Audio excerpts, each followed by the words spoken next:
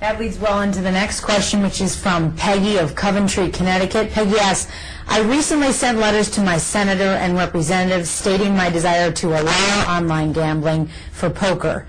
Do you think this will help or hinder the cause? Oh, absolutely will help. And Peggy, we're delighted that you did that. We hope you'll join the Poker Players Alliance. But the individual letter coming to a congressman or to a senator saying that we want to protect our own rights to be able to play on the internet is something that every American should have the right to do. And why is it that you would permit horse racing, you allow a person to bet on the internet, but to play poker, somehow that you wouldn't let that take place? If that's not the worst kind of discrimination I've ever heard of, if that's not the intrusion to all my conservative friends and former colleagues in the Congress, I thought we wanted less government. I didn't think we wanted more government.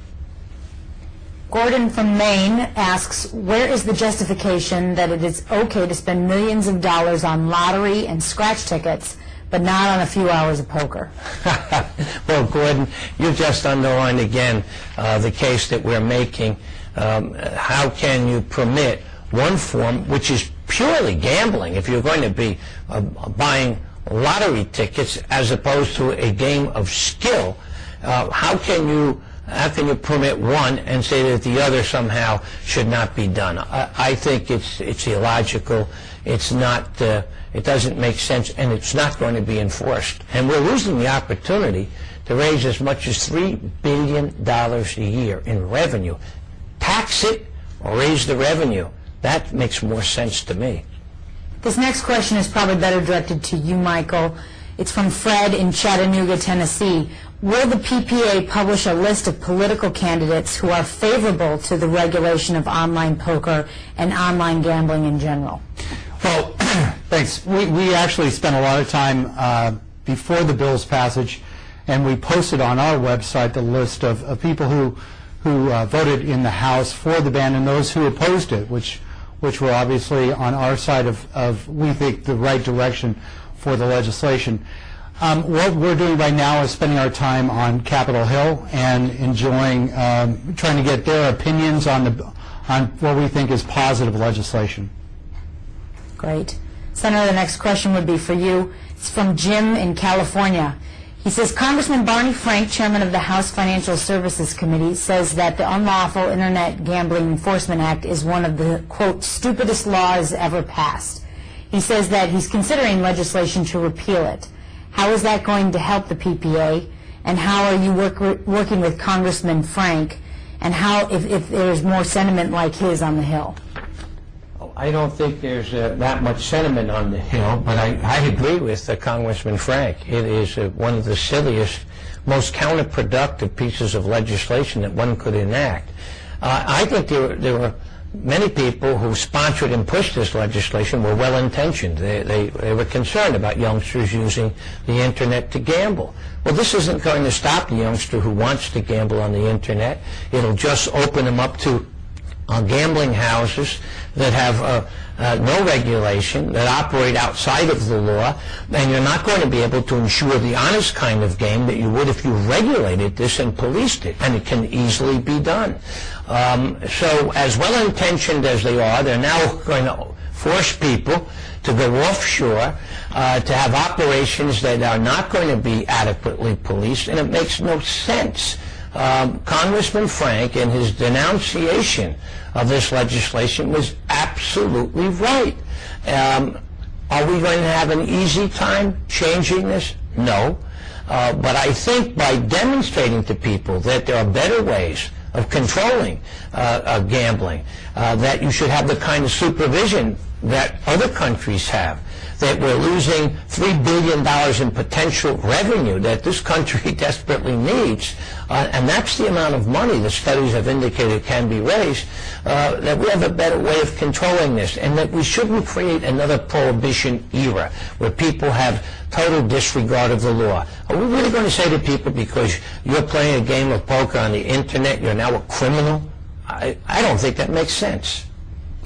The next question comes from Frederick in Saratoga Springs, New York.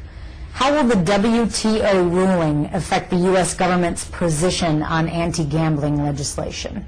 Well, for the benefits of those, that's a great question.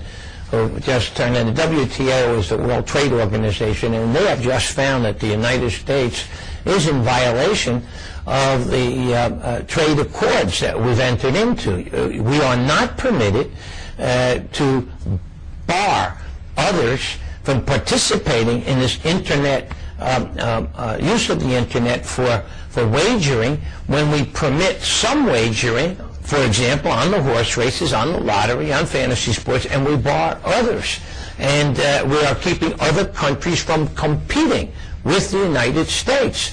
Consequently, we are in technical violation, and in the fullness of time, we're going to be facing sanctions. Britain comes online with their online gambling and all of their legislative proposals to control it. England does this September. And so when you have countries like England who are going to say, wait a minute, you're not going to allow our companies to compete, you're going to find more of these trade sanctions or wars coming into place, and the United States is going to have penalties imposed upon it. So this is just the beginning, and I hope in the fullness of time my friends in the Congress begin to see that there's a better way of dealing with some of the problems inherent in gambling. Barb from Chicago, Illinois writes, Dear Senator, I'm a senior citizen. I've been playing poker since I was 7 years old when I was taught by my grandmother. I now play poker in the casinos, but I used to play online. Since I have had 2 hip replacements, it's hard to travel to the casino. It was a blessing to play online for small amounts of money. Why can't I play online anymore? No, Barb, you're absolutely right, and you should be permitted to. And that's one of the discriminatory features of this act, and it really flies in the face of reason.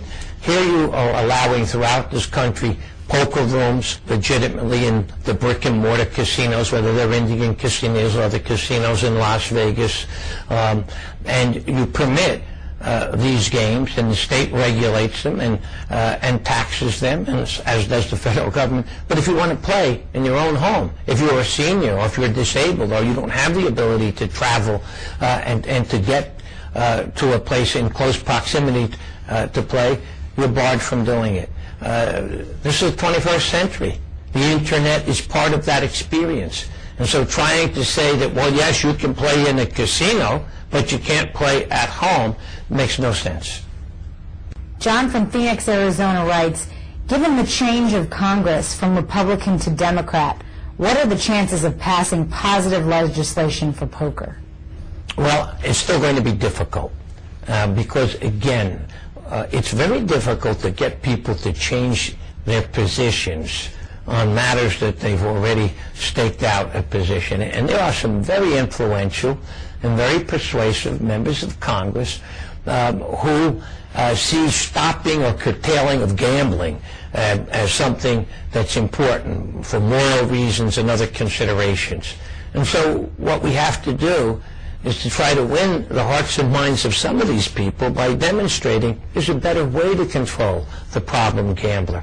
And if we have them in a situation where the gambling house itself, and by the way, the internet poker parlors, they don't make money with the problem gamblers.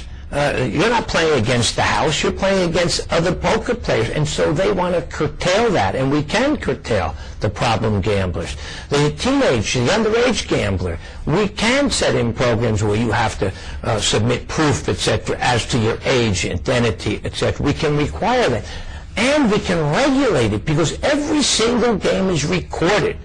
And that means it is capable of being closely supervised by way of our computer programs. And so it's something easier to police than even the gambling games that take place in the traditional casinos. So can we win this battle? As a change of Congress, it doesn't really mean that much. We can win the battle. But one of the things we're going to have to do is to grow our organization. We're hopeful that we can bring the organization that now has 320,000 members up to at least 1 million members, and then activate our members to do exactly what one of our other callers suggested, writing to their legislators, calling their people, telling them that we want their active support of legislation that will permit internet poker playing.